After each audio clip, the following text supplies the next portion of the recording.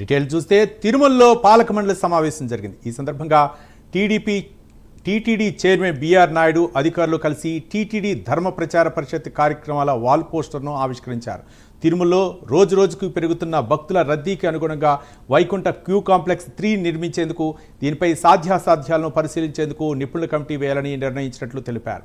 తిరుమలలో అన్ని కార్యాలయాలు ఒకే చోట ఉండేలా పరిపాలనా భవనం నిర్మించాలని నిర్ణయించామన్నారు. డిజిటల్ సోషల్ మీడియా ద్వారా భక్తులకు కలిగే మోసాలను నివారించే అంశంపై టీటీడీ పాలక మండలి సమావేశంలో చర్చించామన్నారు. అలాగే టీటీడీలో 142 మంది కాంట్రాక్టు డ్రైవర్లను క్రమబద్ధీకరించి ప్రభుత్వ ఆమోదానికి పంపాలని నిర్ణయించామని బిఆర్ నాయుడు తెలిపారు. ఒంటిమిట్ట రామాలయంలో పూర్తిస్థాయి అన్నప్రసాద వితరణకు 4,35,00,000 రూపాయలను కేటాయిస్తున్నామన్నారు. ఆగస్టు నుంచి అక్కడ 3 పూట్ల భక్తులకు అన్నప్రసాద వితరణ చేస్తామన్నారు బిఆర్ నాయుడు.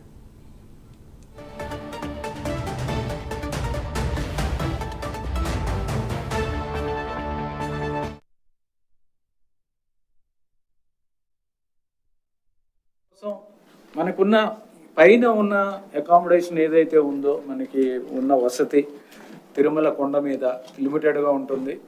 ఇప్పుడు 1100 దాకా, 1100 నుంచి 1200 దాకా విఐపి ఇవి ఉన్నాయి. తర్వాత మిగిలిన అకామిడేషన్ చూస్తే మనకి 6,000, 6,100, 6,200 అలా ఉంటుంది. తర్వాత ఈరోజు గౌరవ చైర్మన్ గారు హిందూ ధర్మ ప్రచారానికి సంబంధించిన ఈ బుక్లెట్ ఒకటి, ఇది మనకి పాంప్లెట్ ఒకటి రిలీజ్ చేయడం జరిగింది. దీంట్లో ఎన్నో ముఖ్యమైన కార్యక్రమాలు, ఎన్నో ఇంతకుముందు చేసేవి కొన్ని మధ్యలో దాన్ని ఆపేయడం జరిగింది.